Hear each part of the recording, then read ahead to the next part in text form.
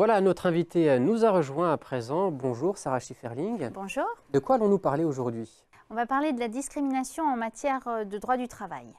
Alors on commence par la définition. Qu'est-ce que la discrimination? Dans sa définition générale, c'est le fait d'être traité différemment d'une autre personne. Il y a des discriminations qui sont positives quand on privilégie par exemple des femmes parce que ce sont des femmes ou des salariés handicapés, quand on privilégie quelqu'un par rapport à quelqu'un d'autre. Et la discrimination négative, c'est généralement la plus commune, c'est le fait de traiter quelqu'un de manière moins favorable pour des raisons extérieures à ses qualités professionnelles. Quelles sont donc les discriminations interdites par la loi? Alors elles sont nombreuses, elles sont définies dans le Code du travail. Il y a en premier lieu l'âge. Vous n'avez pas le droit de traiter quelqu'un différemment parce qu'il est jeune ou parce qu'il est plus vieux. Il y a le sexe. Vous n'avez pas le droit de traiter différemment les femmes des hommes.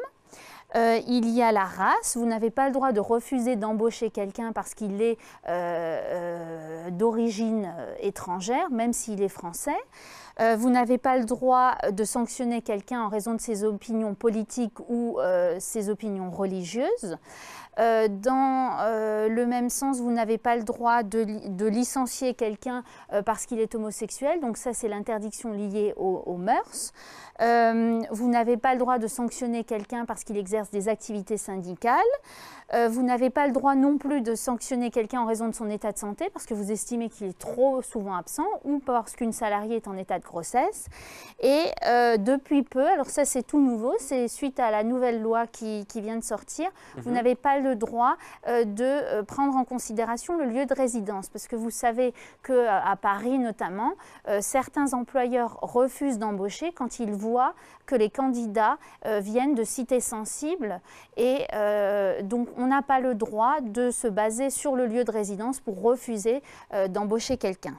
Alors le problème, c'est que c'est toujours difficile de prouver qu'on nous a préféré quelqu'un d'autre parce qu'il était plus jeune ou parce qu'il était plus expérimenté ou parce qu'il avait une autre adresse, une adresse plus intéressante. Et à quel moment de la vie du salarié est-ce qu'on peut assister éventuellement à ces discriminations?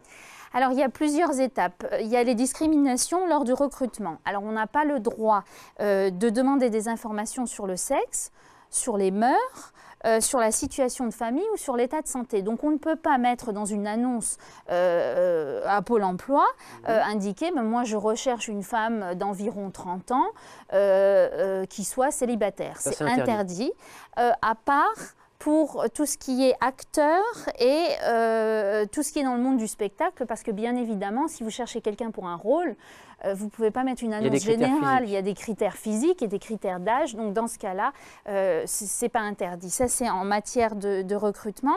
En matière de rémunération, il y a le principe de l'égalité entre hommes et femmes. À poste égal, à travail égal, souvent les femmes ne sont pas rémunérées de même que les hommes. Donc ça, c'est une discrimination qui est interdite. Il y a une nouvelle loi qui est sortie sur l'égalité professionnelle qui vise à ce que les patrons prennent conscience que pour le même travail, les femmes doivent être payées à l'égal des hommes.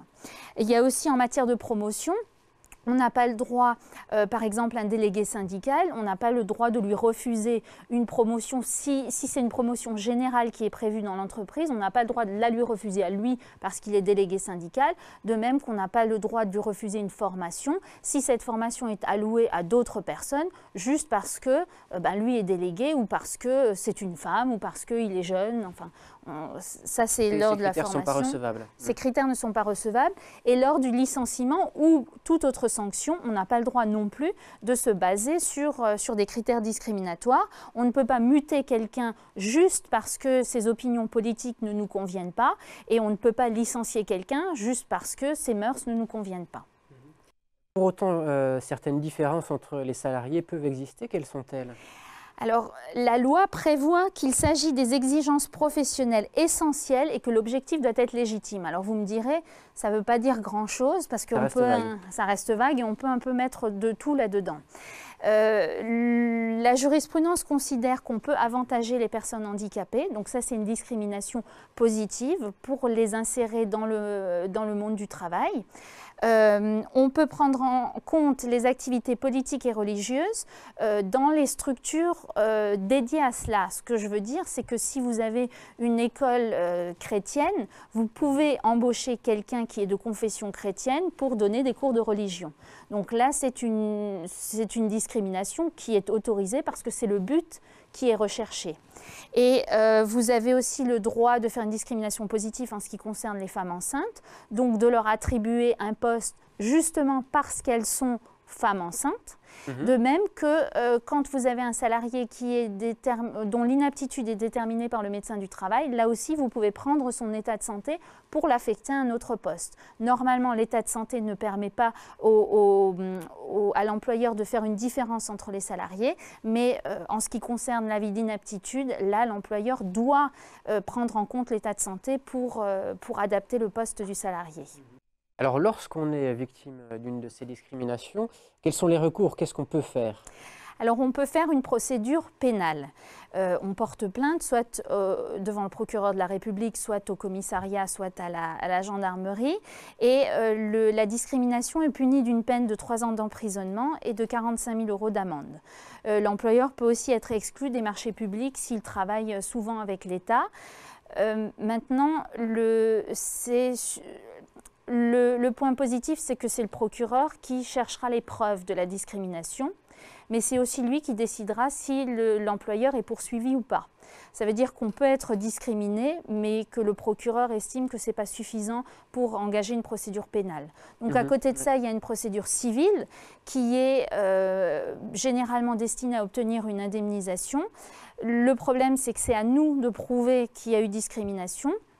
La loi prévoit une possibilité quand il y a une discrimination salariale, par exemple, que vous êtes une femme ou que vous êtes un délégué syndical et que vous vous rendez compte que quelqu'un qui occupe exactement le même poste que vous depuis le même temps gagne plus que vous. Dans ce cas-là, vous pouvez saisir le conseil de prud'homme et vous pouvez demander à l'employeur de vous justifier de la somme versée à la personne par rapport à laquelle vous estimez avoir été discriminé. Parce que vous n'avez pas forcément la preuve, vous n'avez pas sa fiche de paye, donc vous n'avez pas forcément la preuve de cette discrimination. Vous avez un faisceau d'indices, vous savez qu'il y a un problème et là, l'employeur doit prouver qu'il vous traite de manière égale que vos collègues.